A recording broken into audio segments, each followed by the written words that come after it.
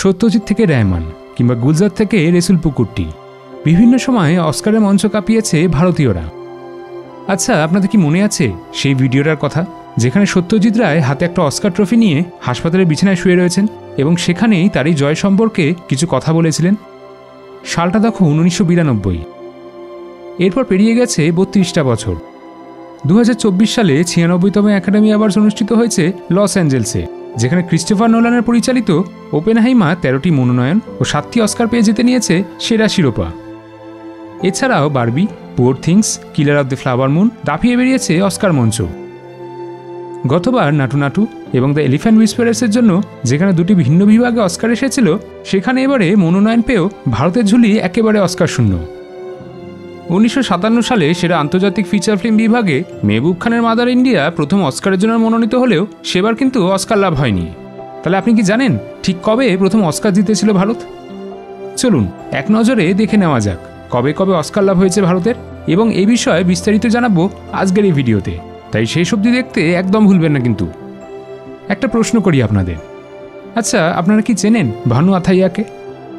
55তম academy পুরস্কারের মঞ্চ কাঁপানো সর্বপ্রথম ভারতীয় তিনি, যিনি 1982 সালে গান্ধী চলচ্চিত্রের সূত্রে সেরা কস্টিউম ডিজাইনার হিসেবে অস্কার জিতেছিলেন।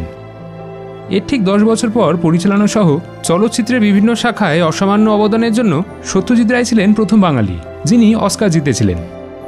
তারপর সোজা চলে আসি 2009 সালে, যেখানে স্লামডগ মিলিয়নেয়ারের সূত্রে 81তম একাডেমি পুরস্কারের মঞ্চে অস্কার বিজয়ী হয়েছিলেন রেসুল পুকুরটি। সাউন্ড ডিজাইনার, সাউন্ড এডিটর এবং অডিও মিক্সার হিসাবে ভারতীয় চলচ্চিত্র জগতের খুবই পরিচিত মুখ তিনি। তাছাড়া বেস্ট অরিজিনাল স্কোর এবং বেস্ট অরিজিনাল গান জয় হওয়ার জন্য ওই বছরই কিংবদন্তি মহান সঙ্গীত রচয়িতা A.R. রহমান জিতেছিলেন 2টি অস্কার। শুধু তাই নয়, ওই মঞ্চে আরও একটি অস্কার এসেছিল গুলজার সাহেবের হাত ধরে।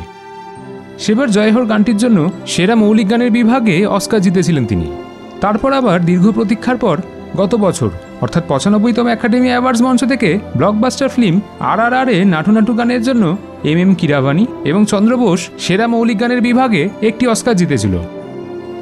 অপরদিকে কার্তিকি গঞ্জালভেস ও গুনিত মঙ্গা তাদের 41 মিনিটের তথ্যচিত্র দ্য এলিফ্যান্ট হুইসপারার্সের জন্য আরও একটি অস্কার অর্জন করেছিলেন ওই একই মঞ্চে। তবে এবারের অস্কার মঞ্চ থেকে আশাহত হয়ে ফিরতে হলো ভারতকে, কারণ ভাগ্যলক্ষ্মী একেবারেই সহায় হয়নি। চলতি বছরে ডকুমেন্টারি ফিচার মুভি ক্যাটাগরিতে অস্কারের জন্য ভারত থেকে মনোনীত হয়েছিল টু কিল আ টাইগার মুভিটি। তবে মনোনয়ন পেলেও শেষমেশ অস্কার জিততে পারেনি এই ডকুমেন্টারি ছবিটি। যাই হোক, আমরা আশা রাখব ভবিষ্যতে ভারত নিশ্চয়ই কোনো না কোনো বিভাগে আবারও অস্কার অর্জন করে নেবে। আপনাদের কি মতামত তা জানাতে ভুলবেন না কমেন্ট করে। আর আজকের ভিডিওটা কেমন লাগলো সেটাও অবশ্যই জানাবেন কিন্তু। নানা বিষয়ের ওপর ভিডিও দেখতে হলে এই পেজটি ফলো করুন।